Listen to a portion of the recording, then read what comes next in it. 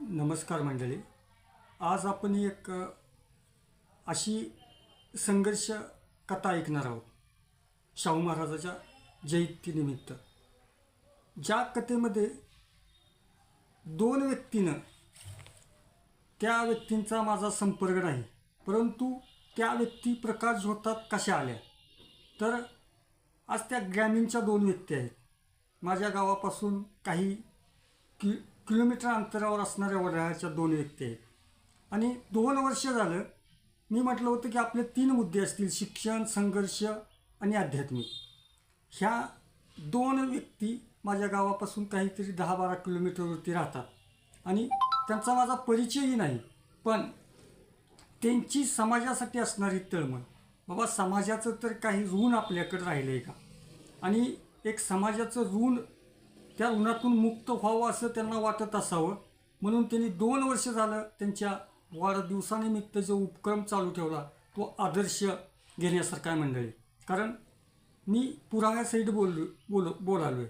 2 वर्ष झालं ह्या दोन व्यक्ती काय करतात, जिल्हा परिषद आणि माध्यमिकला आमच्या ह्या गरीब गरजू विद्यार्थ्यासाठी वह्या आणि ही क्वायर पुरवतात. आणि आपला वाढदिवस मोठ्या थाटानं ह्या व्यक्तींना करता येत असावा, कारण ह्या व्यक्ती ह्याच्यामध्ये श्री अनंतप्पा सुभेदार सर आहेत, हे शिक्षक आहेत, आणि जीवनदादा साठे, म्हणजे त्या दोन व्यक्ती आज एवढी मोठी समाजसेवा करत आहेत. आज एवढं मोठं त्यांनी, आज एका विद्यार्थ्याला हे क्वायर घ्यायचं म्हणलं तर कमीत कमी ह्याची असणारी किंमत 95 रुपये मंडळी. आणि हे पहिलीपासून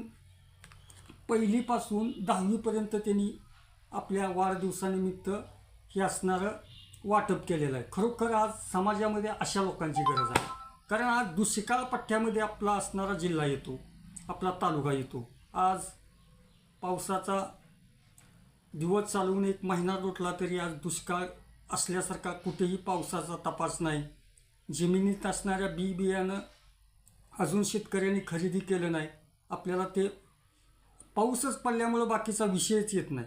आणि ह्याच्यामध्ये आपल्याला मुलांच्या शिक्षण घेण्यासाठी अडचणी येतात, हे तर नक्कीच आहे. कारण मी त्या घरातून आलो आहे, किंवा मी आहे आता. माझी मुलं तिथे शिकतात, माध्यमिकला शिकतात, झेडपीमध्ये शिकतो.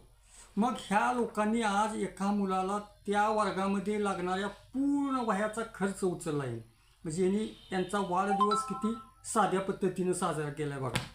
त्यांना खरोखर ही